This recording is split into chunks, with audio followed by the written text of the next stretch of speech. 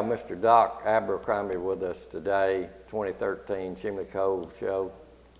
He is from just south of Huntsville area, and he is a longtime collector of Alabama folk pottery and a lot of the Sand Mountain area pottery. And he has with him a beautiful decorated Sand Mountain Belcher made piece, I believe. And we'd let Doc talk about his piece and how his collections has went over the years for a minute.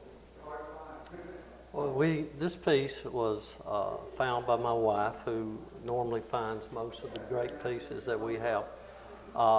It's obviously a Sand Mountain piece with the classic thumbprint, the deep grooves and combing around it, including the combing around the top. The unusual thing about this is that it's not the typical Sand Mountain clay. Some of the guys we've been talking to all attribute it to Alvin Belcher, who was in the Sand Mountain area early, one of the earlier potters that came in that area.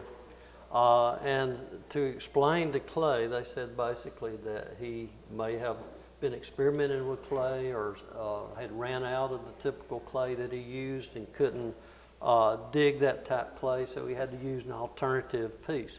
This was purchased from a lady who happened to come into an antique mall where my wife was at and offered it to her for sale.